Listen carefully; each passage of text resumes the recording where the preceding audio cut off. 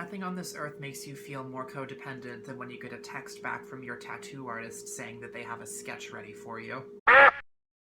Back in college, there was this event every January. It was a semi-formal dance called the Snowball, and points for creativity on that one.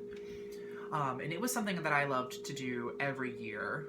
Reason being is, in my K-12 years, I was way too much of an ugly kid to get into the whole school dance thing. Partially because I just never wanted to deal with the potential of rejection, being the awkward, again, ugly, gay child that I was.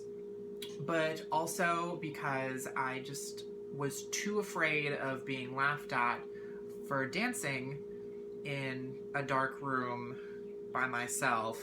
Really, the dancing was the bigger issue than the by myself part. I just kind of got used to that by about 9th grade, I want to say.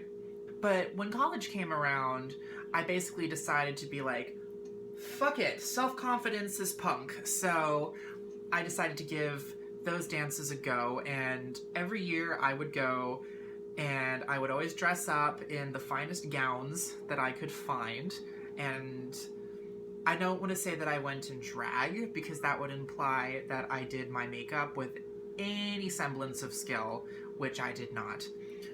But at the very least, I was the cutest boy in a dress that you ever did see. The last Snowball that I went to was my senior year of college, right in the midst of doing my student teaching.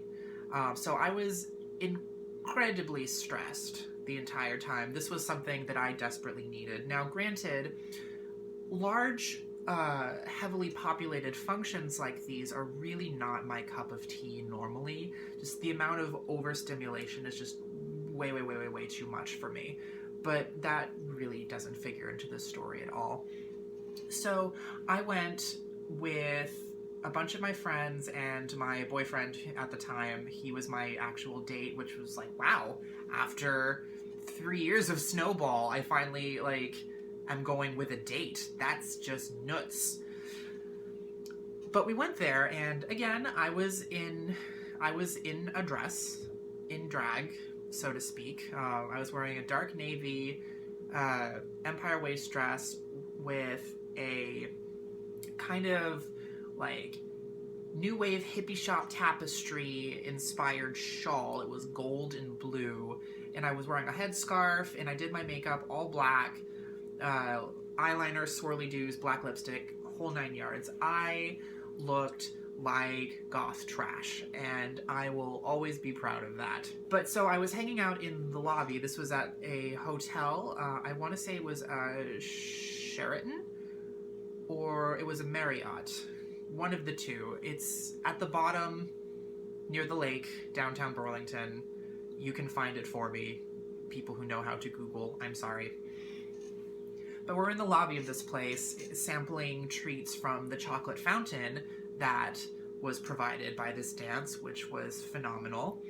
And all of a sudden, this girl comes up to me, and she is so excited. This is the first time she ever saw a real drag queen in person. I'm not a real drag queen. This is a very important statement to make, is I'm not a real drag queen. I don't know how to paint. But I was very flattered at the time.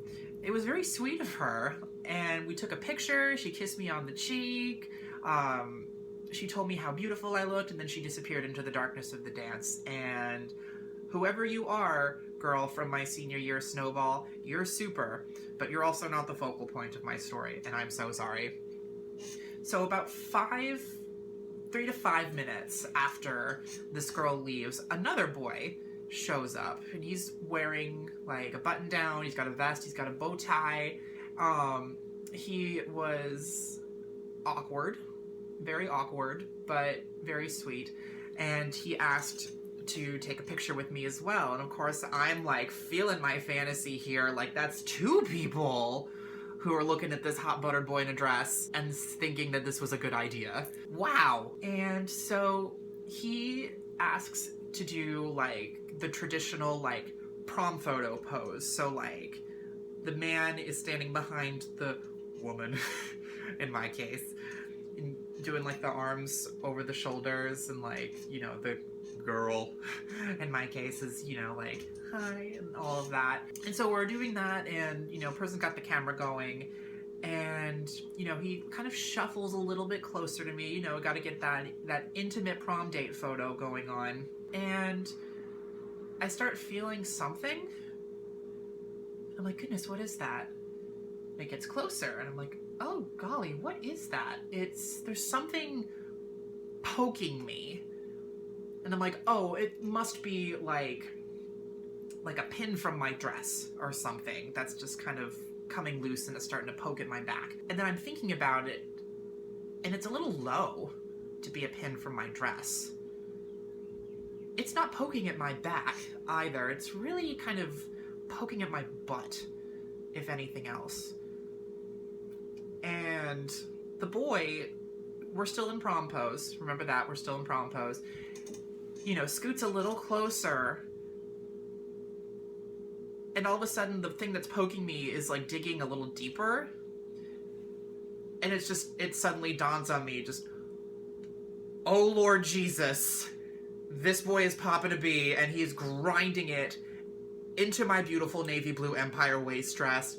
What do I do here? The answer being, I did absolutely nothing and let the photo happen. I'm sorry that this story doesn't have a more satisfying conclusion where I turn around and slap him in the face and say, you cad! I thought I could trust you! But really, creepy as that was, for somebody who spent a good long time being kind of the ugly kid, not even just the ugly duckling, but an even uglier duck, for somebody who spent so much time in that mindset, in that experience, to have somebody come up behind you and get an erection at the sight of you in a really fucked up kind of John Waters way, it's like really flattering, actually.